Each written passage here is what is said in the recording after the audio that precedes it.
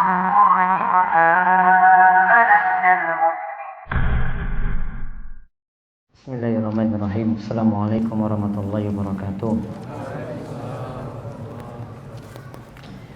Alhamdulillahi rabbil alamin. Hamdan katsiran thayyiban barakan fi kama yuhibbu rabbuna wa yarda. Wa asyhadu an la ilaha illallah wahdahu la syarikalah wa asyhadu anna Muhammadan abduhu wa rasuluh. Allahumma shalli ala nabiyyina Muhammad wa ala alihi wa man tabi'ahum bi ihsan ila yaumiddin.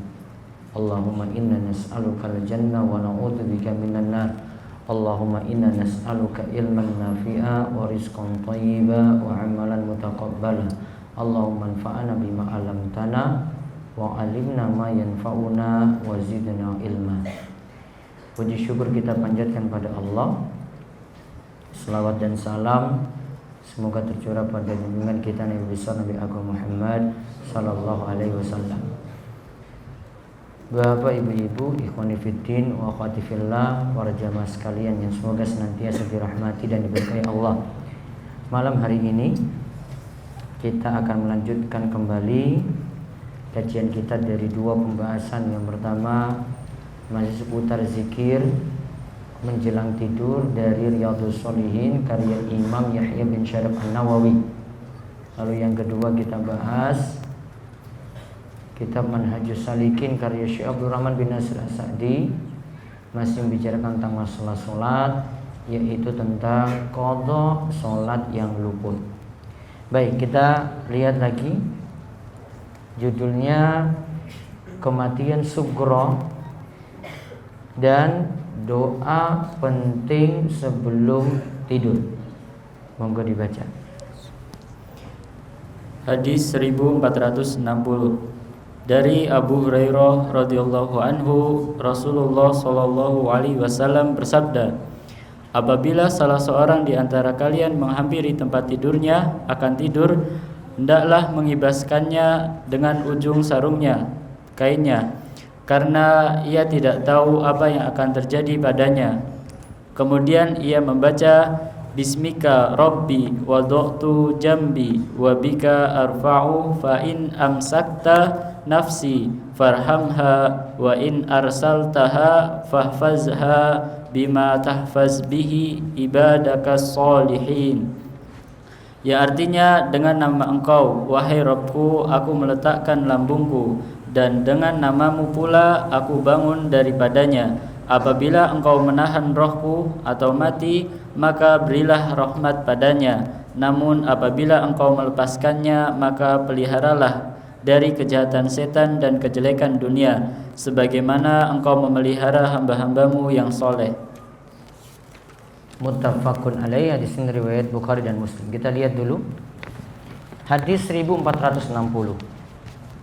Kita sudah pelajari beberapa bacaan menjelang tidur. Apa saja bacaannya? Satu, apa dulu? Hadis 1459.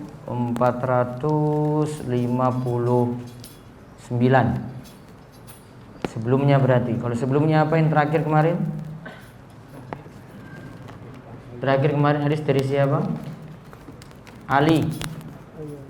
Yaitu Fatimah mau minta pembantu, namun diajarkan oleh Nabi SAW untuk menghilangkan letihnya, untuk menghilangkan capeknya, diajarkan bacaan Subhanallah 33 kali, Alhamdulillah 33 kali, Allahu Akbar 34 kali. Itu yang kemarin. Sebelumnya lagi apa? Bismika Allahumma ahya wa amut. Ya, berarti sudah 3 bacaan, nanti tambah pembahasan zikir kali ini. Intinya bacaan zikir yang ada dari zikir yang kita baca sebelum tidur sebenarnya bebas. Antum milih cuma 1 zikir saja boleh. Ya, milih 1 zikir saja boleh. Mau baca semuanya yang ada dari zikir sebelum tidur, bagus lagi. Karena bisa jadi prakteknya Nabi SAW amalkan itu semua, bisa jadi prakteknya Nabi SAW milih satu-satu gitu. Kadang beliau praktekkan yang ini, beliau ganti lagi dengan yang lainnya. Berarti kalau kita amalkan semuanya, ya kita amalkan semuanya, berarti sudah setiap sunnah atau ajaran Nabi SAW kita amalkan berarti. Kalau kita milih satu-satu saja atau hafal cuma satu saja misalnya, berarti ya cuma satu sunnah itu yang kita jalankan. Makanya ada beberapa bacaan misalnya kita temui doa iftitah, ada macam-macam. Maka kadang baca yang ini, kadang berganti dengan yang itu. Kadang Nabi SAW misalnya khususkan malam harinya ada doa iftitah tersendiri gitu. Maka kita khususkan lagi dengan bacaan itu. Amalkan semua berarti dapat menjalankan sunnah Nabi SAW semuanya. Milih satu saja berarti cuma satu itu saja yang diamalkan. Makanya disarankan kita itu bisa mengamalkan dengan menghafalkan itu semuanya. Oh, bacaan ini nanti saya pelajari sekarang, kemudian nantinya pulang mau tidur amalkan itu. Walaupun mungkin seumur hidup cuma satu kali saja, pulang ini sudah hafal, cuma pas mau tidur nanti itu saya yang dihafalkan. Berarti sudah jalankan itu.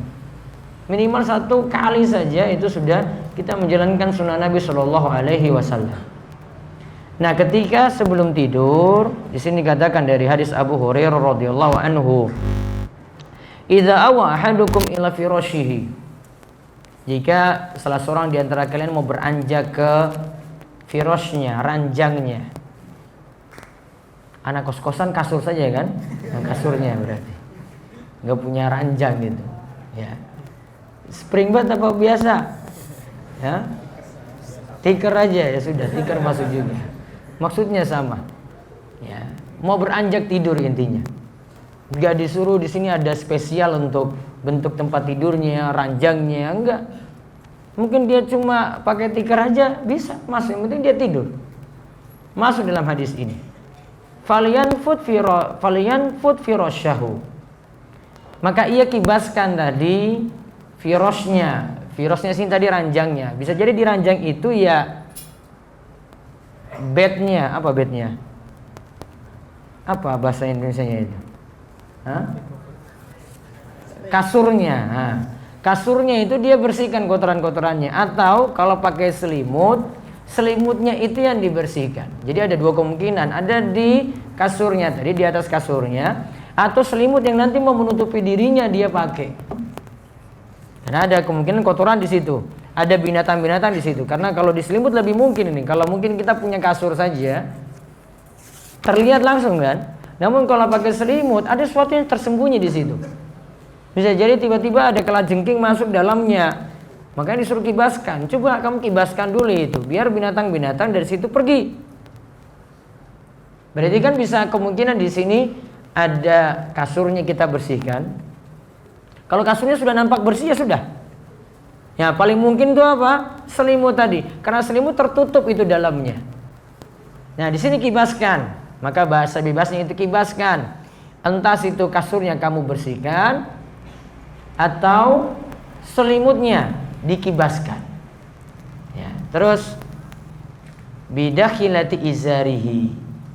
Nah, selimut itu kita pakai kain di selimut tadi untuk bersihkan lagi kalau misalnya ada kotoran atau ada sesuatu yang mengganggu di kasurnya. Dia ambil kain, pegang kain ini, sambil pegang kain baru dibersihkan itu kotorannya. Enggak tangannya langsung, karena ditakutkan nanti misalnya ini ada sesuatu kalajengking di situ. Yang bersentuhan kan di sini kain, bukan tangannya langsung. Berani tangan langsung itu nyentuh kalajengking? Berani enggak? Ada sesuatu kan nutupi. Nah, maka bisa pakai kainnya tadi. Selimutnya berarti dipakai ujung selimutnya. Ya. Atau tadi dia kibaskan saja ujungnya gitu. Bagian dalamnya ujungnya, intinya tujuannya biar binatang-binatang kalau ada hinggap di situ ya bisa hilang. Kemudian fa innahu la yadri ma khalfahu alaihi. Karena seseorang tidak tahu ada sesuatu di dalamnya. Selimut tadi, kasur tadi, ada sesuatu yang mungkin masih tersembunyi. Akhirnya Ya, jadi ketahuan ketika mengibaskan kain tadi. Kemudian summa yakul. Nah, setelah selimut atau kasur tadi itu dia kibaskan, dia bersihkan, maka bacalah doa berikut ini, summa yakul. Kemudian ia ucapkan, Bismika Rabbi wada'tu jambi wa bika arfa'u. Di translasi Indonesianya itu, Latinnya saya pakai fa'in ya. Fa-nya bisa dihapus, bisa tetap pakai fa juga, karena riwayat yang lain. Ya, saya ambil fa-nya itu karena saya ambil dari buku zikir pagi petang yang saya tulis. Ada situ riwayat yang pakai fa. Imam Nawawi nggak pakai fa di sini. Ada fa-nya atau tidaknya bisa. Fa in amsakta nafsi, atau langsung in amsakta nafsi, seperti teks Arab. In amsakta nafsi farhamha wa in arsaltaha fahfadha bima tahfadhu bihi ibadakas salihin. Bima tahfaz bihi ibadakas salihin. Artinya lihat, dengan nama Engkau, wahai Rabbku, wada'tu jambi, aku letakkan lambungku ini. Mau tidur, dia rebahkan lambungnya. Terus, dan dengan namamu pula aku bangun daripadanya. Wabika arfa'u. Arfa'u rofa, yaitu dia bangkit. Maksudnya aku bangkit dari tidurku. Tadi aku tidur, sekarang aku bangun. Fa in amsakta nafsi atau in amsakta nafsi, jika engkau amsak, nahan jiwa tadi atau nahan rohku tadi, maksudnya ambil nyawanya, farhamha, maka rahmatilah dia. Wa in arsaltaha, namun apabila engkau melepaskannya, ya, namun apabila engkau melepaskannya, yaitu maksudnya membiarkannya, rohnya tidak dicabut, ya, maka peliharalah dia dari kejahatan setan dan kejelekan dunia, sebagaimana engkau memelihara hamba-hambamu yang soleh. Di sini disebutkan Bismika, dengan namamu. Berarti dia berdoa sekaligus tawassul, mengambil perantara dengan nama Allah. Terus disebutkan Rabbi, Bismika Rabbi, dengan namamu wahai Rabbku. Di sini dengan menggunakan sifat rububiyah. Karena masalah pengabulan doa itu karena sifat rububiyah Allah. Allah yang berbuat, Allah yang kabulkan doa. Terus disebutkan wada'tu jambi, aku letakkan tadi lambungku, maksudnya tidur. Wa bika arfa'u, dan Allah juga yang membuat kita bangun berarti. Dan jika memang akhirnya nyawa tersebut dicabut, maka sayangilah dia. Namun kalau dilepas, artinya tidak dicabut, dibiarkan begitu saja, maka jagalah dia sebagaimana penjagaan kepada hamba-hamba yang soleh. Sekarang kita lihat 5 faedah dari hadis ini. Faedah hadis yang pertama, dianjurkan membersihkan tempat tidur atau selimut sebelum digunakan untuk tidur, supaya tidak terganggu dengan sesuatu yang bisa menyakiti tanpa terasa.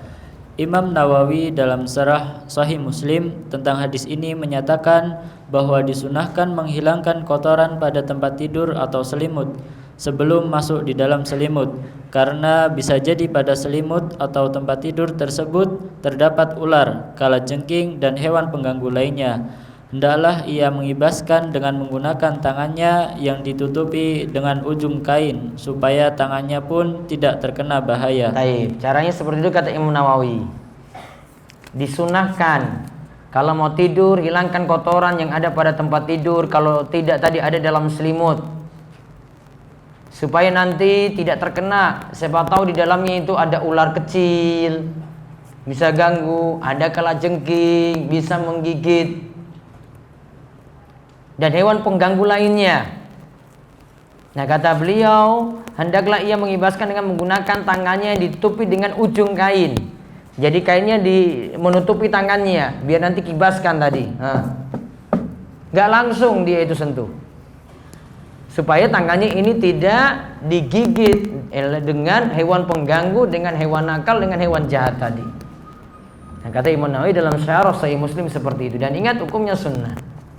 Ini bagian dari adab-adab sebelum tidur pula. Selain ya nantinya tidur berbaring pada sisi kanan, ya selain itu juga kita baca-baca bacaan seperti tadi. Terus yang kedua, hidup hamba hendaklah selalu bergantung kepada Allah, dan amalannya selalu bergantung dengan nama Allah. Kita diperintahkan hidup kita bergantung pada Allah, maka ketika mau tidur pasrahkan pada Allah. Kalau memang itu berlanjut meninggal dunia juga pasrahkan pada Allah. Kalaupun Allah berikan kesempatan juga, minta Allah untuk menjaganya seterusnya. Ya, ini maksud dari doa tadi seperti itu. Terus yang ketiga, hendaklah kita terus menyandarkan diri kepada Allah tanpa lepas sedikit pun walau sekejap mata. Sungguh celaka jika kita malah menggantungkan kepada diri kita yang lemah. Nah, sungguh celaka kalau malah kita itu bergantung pada diri kita yang lemah. Ya. Karena kalau orang gantungkan pada dirinya sendiri, ya sudah, Allah akan serahkan rasa bergantungnya tadi ya pada dirinya saja. Dan diri kita selalu lemah, nggak bisa selesaikan urusan. Sifat manusia semua serba lemah. Ketika Allah itu berkehendak, ketika Allah itu berbuat, kita nggak bisa kalahkan kehendak Allah tadi. Walaupun kita kerja keras sekuat apapun, mau raih apapun, kalau Allah takdirkan kamu nggak bisa, ya sudah nggak bisa. Kamu nggak akan bisa menggapainya, sudah nggak bisa. Diri lemah. Ya. Mau mati-matian belajar gitu, semalam suntuk misalnya, besok tiba-tiba ngantuk, kerjakan ujian nggak bisa juga. Sistem SKS misalnya dia. Ya. Apa SKS? Nah, sistem kebut semalam. Ada yang belajar biasa-biasa saja juga ya, bisa-bisa saja. Biasa saja. Sekarang belum musim SKS-nya? Belum ya? Kapan musim SKS-nya? Januari? Desember. Oh, Desember nanti. Oh, ini banyak muka-muka ngantuk nanti Desember itu. Pasrahkan pada Allah. Ada yang belajar biasa-biasa saja coba. Malah kita mungkin ya merendahkan dia. Kok itu nggak pernah belajar? Kok cuma belajar sebentar saja, 1-2 jam saja. Masuk semuanya. Ya. Dan tergantung juga pasrahnya seorang itu bagaimana pada Allah Subhanahu wa taala. Mungkin waktunya itu sibuk luar biasa, dia bagi waktu misalnya untuk ngajinya, dia bagi waktu. Belajarnya dia cuma bisa dapat segitu. Ya. Allah mudahkan lagi ujiannya. Pas materi yang dia pelajari itu saja yang keluar. Yang lainnya pelajari macam-macam, nggak keluar-keluar juga. Pernah nggak kayak gitu? Nah, kamu belajar matematika dari bab 1 sampai bab 10, ternyata cuma keluar 2 bab aja sudah. Dan yang tadi diberi kesempatan belajar cuma singkat, dia cuma pelajari 2 bab itu. Beruntung sekali dia. Iya kan? Kita yang belajar mati-matian tadi, 10 bab dia pelajari, dia hafal malah coba. Nggak ada yang keluar itu. 2 bab ini nggak hafal beneran coba. Yang ini cuma konsentrasi, cuma hafal itu. Allah mudahkan tadi. Tinggal kita mau pasrah bagaimana. Jadi ketika seorang itu ngaji, dia tolabul ilmi, bagi waktu dia untuk agama dia, nggak mungkin Allah sia-siakan dia itu. Ya. Walaupun mungkin awal-awalnya IP-nya dari bawah dulu. Ya. Mungkin endingnya nantilah. Tunggu aja endingnya nanti, saya ulang-ulang ya. Ya. Yang penting kan sama nantinya kan, sama kan. Walaupun saya ngulang berapa SKS itu nantinya. Ya. Tetap endingnya juga sama. Coba nanti lihat ya hasil IP-nya berapa. Oh, kamu nggak ngulang-ngulang. Saya ngulang. Saya dapat bisa lebih daripada kamu. Sekarang masih bisa ngulang berapa kali? Hah? Tergantung gimana? Oh, mampu bayarnya nggak gitu? Kalau dulu terserah dia mau dapat C terus, sudah nanti ulang sampai 3 kali, 4 kali. Dia lagi. Ya, bisa. Kalau sekarang berapa kali? Hah? Di UGM berapa kali? UN-nya. Ada dari ini UGM berapa kali coba? Hah? Kalau UN-nya berapa kali? Bebasnya enak sekali itu. Kalau UGM itu sudah dibatasi setahu saya itu. Hah? 1-2 kali. Ya, kalau belajar berulang kali juga lebih bagus kan, lebih afdol kan. Terima aja. Mungkin Allah takdirkannya supaya dia jadi lebih paham gitu. Ya, masuk ulang lagi, kok C lagi, oh ulang lagi kalau gitu. Akhirnya 3 kali, jadi paham seperti itu. Mudah-mudahan. Nah, terus berikutnya lagi. Yang keempat, siapa yang menjaga aturan Allah, maka Allah akan menjaganya. Allah akan menjaga hamba yang saleh dan dengan menjaga dirinya, hartanya, keluarganya, dan keturunannya. Nah, ini lihat. Tadi kan dikatakan fahfaz bihi ibadakas solihin. Tahfaz bihi ibadakas solihin. Jagalah dia tadi. Ruh tadi yang tidak dicabut. Jagalah dia sebagaimana engkau menjaga orang-orang yang soleh. Berarti Allah itu akan menjaga seseorang ketika dia itu menjaga aturan-aturan Allah. Sebagaimana sabda Nabi SAW diriwayatkan dalam hadis Ibnu Abbas radhiyallahu anhuma, ihfazillaha yahfazka. Jagalah Allah, niscaya Allah akan menjagamu. Apa maksudnya menjaga Allah di sini? Menjaga Allah di sini secara bebas kita katakan atau ringkasnya kita katakan menjaga aturan-aturan Allah. Seperti tadi terjemahkan di sini. Hadis tadi, ihfazillaha, jagalah Allah, maksudnya adalah jagalah aturan-aturan Allah. Yahfazka, jawabnya di sini, berarti balasannya, maka Allah akan menjagamu. Berarti siapa menjaga aturan-aturan Allah, Allah akan menjagamu. Tadi di sini disebutkan, ini ringkasan dari Syekh Salim bin Ed Al-Hilali. Beliau katakan Allah akan jaga dirinya 1, kemudian hartanya 2, kemudian keluarganya 3, kemudian yang keempat keturunannya. Dikisahkan oleh Imam Ibn Rajab Al-Hambali dalam Jami'ul Ulum Al-Hikam ketika bahas hadis tadi, di antara bentuk penjagaan diri misalnya, ada seorang diceritakan dalam kitab beliau itu mampir di sebuah buah pulau. Dia terdampar di sebuah pulau. Kemudian ketika itu dia ketemu dengan binatang buas. Namun karena ini adalah orang soleh, dengan izin Allah Subhanahu Wa Taala binatang tadi bukan malah ini tadi harimau lah kita katakan, harimau tadi itu bukan malah mau menerekamnya. Ketika itu dia bingung dengan jalan, malah harimau ini yang nuntun dia jalan sehingga mendapatkan jalan pulang. Contoh lagi penjagaan diri. Diceritakan beberapa ulama itu umurnya lebih daripada 100 tahun. Ya, umur lebih daripada 100 tahun. Ada sebagian ulama menceritakan penulis matan Al-Ghaya wa Takrib, yaitu Al-Qadi Abu Syuja, umurnya segitu juga. Kalau Al-Qadi Abu Syuja, ulama Syafi'iyah, ulama besar Syafi'iyah, itu umurnya 160 tahun. Cerita hampir sama seperti ini. Namun kalau disebutkan dalam Jami'ul Ulum wal Hikam tidak disebutkan nama orang soleh ini siapa. Suatu saat orang soleh ini lewat di suatu tempat yang membutuhkan untuk lompat dengan lompatan yang jauh, dan ketika itu umurnya sudah 100 tahun. Sudah simbah-simbah belum ini? Sudah. Masuk logika nggak kalau dia bisa lompat ketika itu? Kalau sekarang, simbah zaman sekarang lah, bisa nggak lompat kayak gitu? Lompat 1 meter aja lah, lompat wah gitu, bisa? Apa yang terjadi kalau simbah sekarang lompat? Hah? Sudah tahu sendiri kan? Nah, ini dia, ya, lompat dengan lompatan yang jauh. Maka orang-orang ketika itu heran, Masya Allah, ini orang soleh ini lompat dengan lompatan yang jauh. Maka ditanya kepada dia langsung, kenapa kamu bisa lompat seperti itu? Ya, kalau tadi Al-Qadi Abu Syuja, wahai Qadi Abu Syuja, kenapa kamu bisa lompat seperti itu? Ini nggak bisa dilakukan oleh orang-orang yang seumuran denganmu.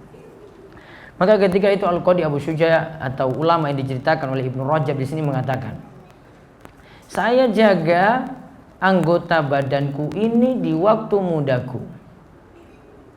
Maka akhirnya di waktu tuaku saat ini Allah benar-benar jaga anggota badanku, fisikku masih tetap kuat. Dan ulama yang diceritakan dan juga Al-Qadi Abu Syuja masih cerdas juga di usia segitu. Kalau usia kita sekarang 100 tahun itu masih cerdas nggak? Sudah pikun itu. Pendengarannya sudah berkurang, mau berpikir juga sudah nggak bisa, pas-pasan semuanya. Mungkin kalau ada sekarang umur 90-an tahun misalnya, itu cuma ada di tempat tidur. Dia sampaikan tipsnya cuma apa? Aku jaga diriku ini di waktu muda dari maksiat, maka Allah menjagaku di waktu tuaku. Itu namanya penjagaan diri. Ada lagi penjagaan harta. Sini yang kedua, harta ya. Penjagaan harta, termasuk juga keluarga, ini sekaligus. Dalilnya adalah firman Allah Subhanahu wa taala dalam surat Al-Kahfi ketika menceritakan Nabi Musa saat itu berjalan dengan Khidir. Khidir itu temukan sebuah rumah itu roboh, temboknya kemudian didirikan. Kan ditanya oleh Nabi Musa, kamu kok lakukan seperti itu? Kamu gak diupahi? Maka di akhir cerita Khidir memberikan jawaban kepada Musa. Kamu tahu nggak tadi kenapa saya itu dirikan rumah ini? Dia katakan wa kana abuhuma sholiha. Dulu yang punya rumah ini adalah orang soleh. Di situ ada harta simpanan, maka hartanya juga terjaga, anak-anaknya juga terjaga karena dulu bapaknya itu adalah, kedua orang tuanya adalah orang yang soleh. Maka hartanya dijaga, walaupun sudah meninggal dunia, keluarganya, anak-anaknya juga dijaga. Itu namanya, siapa yang jaga aturan Allah, Allah akan jaga harta dan akan juga jaga keluarganya. Termasuk juga di sini adalah keturunannya. Ya, karena dulu orang tuanya adalah orang yang soleh, keluarganya dijaga, keturunannya itu dijaga. Nah, itulah pembahasan hadis, jagalah Allah, niscaya Allah itu akan menjagamu. Nah, baca kisah-kisah ini dalam kitab Jami'ul Ulum wal Hikam karya Ibnu Rajab Al-Hambali. Ada kisah-kisah tentang masalah penjagaan-penjagaan seperti ini. Nah, terus yang kelima. Yang kelima, tidur termasuk kematian surga. Namun kematian sugro. Namun pencabutan ruh pada saat tidur tidak seperti ketika meninggal dunia. Oleh karena itu, ketika tidur kita tidak merasakan apa-apa. Makanya Allah menyebut tidur itu dengan wafat atau kematian kecil. Baik, berarti kematian ada dua macam. Atau wafat itu ada dua macam. Ada wafatul sugro, ada wafatul kubro. Ada wafatul sugro, kematian kecil, wafat kecil. Ada wafatul kubro, kematian besar. Kalau kematian kecil yaitu tidur sementara, sama-sama tidak merasakan sesuatu ketika sudah tidur. Sedangkan ada wafatul kubro, kematian besar, yaitu kalau nyawanya itu dicabut, berarti meninggal dunia. Nah, lengkapnya untuk pembahasan tadi, ayat yang menerangkan tentang kematian sugro dan kematian kubro bisa lihat di surat Az-Zumar ayat 42 dan juga surat Al-An'am ayat 60-61. Az-Zumar ayat 42 dan Al-An'am ayat 60-61. Saya terangkan secara lebih lengkap ada di website. Saya tidak mencantumkan dalam buletin. Itu penjelasan tentang kematian sugro dan kematian kubro. Kematian sugro maksudnya apa? Tidur. Karena sama-sama hilang kesadarannya. Namun kalau kematian sugro tidur sementara. Yang kedua adalah kematian kubro, wafatul kubro, yaitu meninggal dunia. Itu sudah secara total itu hilang. Wallahu a'lam. Baik, itu saja. Kita cukupkan, mudah-mudahan Allah selalu menjaga kita dalam kebaikan dan terus diberi taufik untuk beramal soleh. Kita tutup dengan doa kafaratul majelis. Subhanakallahumma bihamdika asyhadu an la ilaha illa anta astaghfiruka wa atubu ilaik. Assalamualaikum warahmatullahi wabarakatuh.